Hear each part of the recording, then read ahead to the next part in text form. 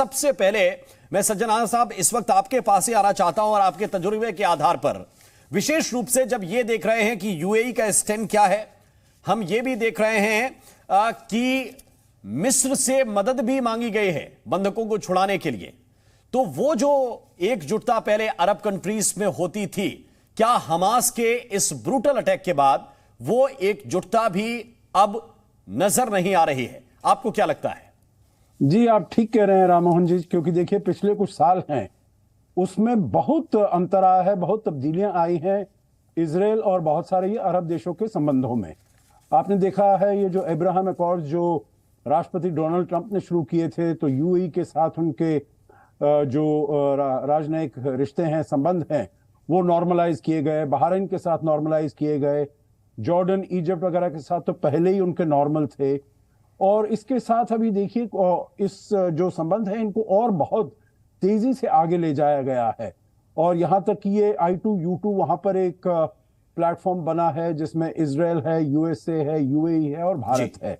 ये 4 का प्लेटफॉर्म है। आपने देखा होगा G20 के मार्जिन्स पर एक India middle east Europe economic corridor, इसको भी आगे ले जाया गया, इसको भी स्वीकृति दी गई, और इसमें यह कहा गया जो भारत से जो भी है व्यापार है वो यूएई में आएगा, सऊदी अरेबिया में आएगा, उसके बाद इजराइल और जॉर्डन से होता हुआ ये यूरोप में जाएगा। तो मेरा कहने का तात्पर्य यह है जो संबंध इजराइल के बहुत सारे ऐसे खाड़ी के देश हैं जो कि वेस्ट एशिया के देश हैं, पश्चिम एशिया के, जिनके साथ उनके संबंध बड़े अच्छे हुए हैं, परंतु फिर भी, और ये जो हम देख रहे हैं जिससे भारत ने भी इसको हमास के हमले को देखा है, इसको एक आतंकी हमले का उन्होंने वो दिया है, संज्ञान दिया है, तभी भारत ने भी इजराइल को। बिल्कुल सर, मैं आपके पास मेजर जनरल के सिन्हा साहब, गोलियां तो चेहरा देखकर बरसाई नहीं जा रही, रॉकेट के हमले भी चेहरा देखकर नहीं किए जा रहे, चाहे महिलाएं हों, बच्चे हों, सबके ऊपर अटैक किया जा रहा है। लेकिन इस वक्त की सिचुएशन जब आप देख रहे हैं और अलग अलग कंट्रीज के रिएक्शन देख रहे हैं, कौन से देश ऐसे हैं जिनके रिएक्शंस आपको चौंका रहे हैं? खास तौर से मैं अगर अरब कंट्रीज की बात करूं तो देखिए, जो चीजें हैं वेस्ट एशिया के अंदर में, जो जिंजरिंग चल रहा था और चल रहा है, जो जियो स्ट्रेटेजिक इवेंट्स चल रहे हैं, जिसमें पहले संजय साहब ने बताया U2 I2 का तो है ही है, इसके अलावा जो सऊदी अरेबिया का सबसे बड़ा रोल MBS, वो पूरे के पूरे प्रक्रिया को चेंज करने की और ऐसा लग रहा था कि इजराइल को रिकॉग्नाइज करने ही वाला है 2 हफ्तों के बीच में। मेरा आकलन था कि ये शायद रिकॉग्नाइज हो जाएगा। उसके पहले जो तत्व हैं जो नहीं चाहती हैं कि वेस्ट एशिया मिडिल ईस्ट में किसी तरह से भी शांति हो और चीजें बदलें, क्योंकि देखिए यूएई जैसे मेरे को नहीं चौंका था, सऊदी अरेबिया किस तरह से शांत खड़ा है मुझे नहीं चौंका रहा है, क्योंकि परिस्थितियां बदली हैं, उनकी सर्वाइवलिटी डिपेंड करती है कि इसी रास्ते में वो ट्रेवल करें। जो इजराइल को रिकॉग्निशन मिलने वाला था, तो वो तत्व हैं उसमें आपके हार्ड लाइनर्स हैं। तो ये जो फिदाइन अटैक कहिए, जो इसको आप कहिए कि एक टेररिस्ट अटैक है, हमास को कोई ऐसा रिकॉग्निशन नहीं है। इजिप्ट भी उसको नहीं रिकॉग्नाइज करता, उसको मदद नहीं करता है। हाँ, उसको आज हिजबुल्लाह कर रहा है लेबनान से, या जो उन्होंने रॉकेट्स बनाए, खास करके डका वैली ये सब में जो उन्होंने बनाए 5000 रॉकेट, और हिजबुल्लाह अभी वो कह रहा है कि 50,000 रॉकेट बनाए। ये रॉकेट 16-17 किलोमीटर के एब्सोल्युटली ये जिसको कहते हैं क्रूड सिस्टम्स हैं, मगर उन्होंने इतनी तबाही डाली है। इस तरह के टेररिस्ट अटैक यदि करते हैं, फिदायन अटैक्स, आपने बताया 26 बस्तियों को वो खाली करा रहा है। मेरा ये मानना है कि जो नेतन्याहू साहब ने कहा है, जो उन्होंने छोड़ा था 2005 के समय गाजा स्ट्रिप को, 2006 के बाद इन्हें, और 2007 में हमास में, वहां पर बहुत पॉलिटिकली और मिलिट्री विंग में 5000 लोग हैं। वहां के खुद जो 2.23 लाख लोग रहते हैं, हमास को पूरा सपोर्ट नहीं है।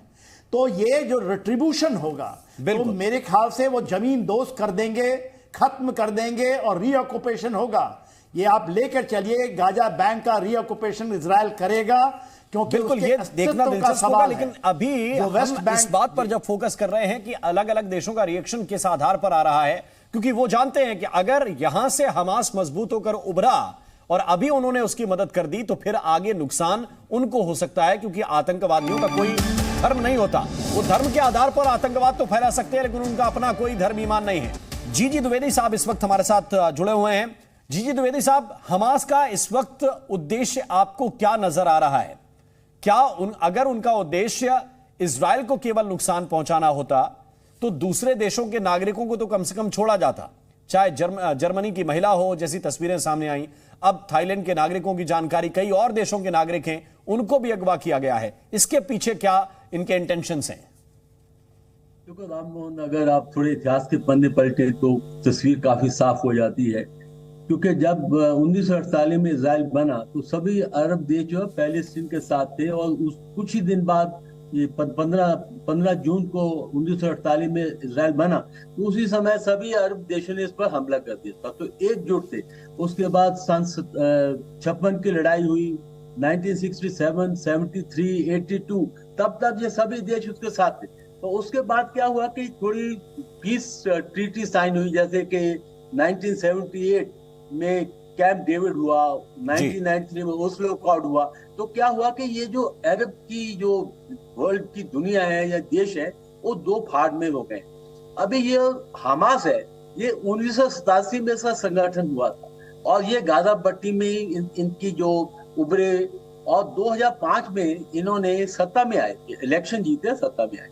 अभी हमास जो है ये एक बहुत ही खूंखार आतंकी ग्रुप है, और इसके जो अभी अटैक के है, इसमें 3 मुद्दे हैं। पॉलिटिकली दुनिया को बताना कि देखो, पैलेस्टीन का जो मुद्दा है अभी ये ठंडा नहीं पड़ा है, अभी तक ये मुद्दा जो है जिंदा है। दूसरा है कि इजराइल को बताना कि देखो, हम भी आप पर हमला कर सकते हैं, और जिस तरह उन्होंने हमला किया ये बहुत ही प्लान के साथ किया है। पहले रॉकेट दागे, उसके बाद उनके जो टेररिस्ट हैं वो अंदर गए, और फिर उन्होंने इतना नुकसान पहुंचाया, बंदी बनाए। तो यानी कि वो बार्गेन करेंगे, जितने जो बंदी बनाए हैं, एक एक बंदी के लिए बार्गेनिंग होगी। आपको पता है कि पहले कुछ समय पहले एक जो सोल्जर था, एक सिपाही था इजराइल का, उसके बदले 1000 इन्होंने हमास के बंदी छोड़े, तो इसलिए बार्गेनिंग होगी। तीसरा जो बहुत मुद्दा है कि अरब वर्ल्ड को दिखाना कि देखो, आप इस मुद्दे को भूलिए मत, ये मुद्दा जो है अभी भी ये बिल्कुल गर्म मुद्दा है, और इस पर हमने अब अपनी हार नहीं मान सकते हैं। तो इसलिए आप देखेंगे कि अरब देशों में अभी कुछ देश जो हैं वो इसकी पूरी हमायत कर रहे हैं, चाहे ईरान ले लीजिए, आप कतार ले लीजिए, आप सीरिया ले लीजिए, और बाकी देखो एक भी अरब देश या मुस्लिम देश ने इसको कंडेम नहीं किया।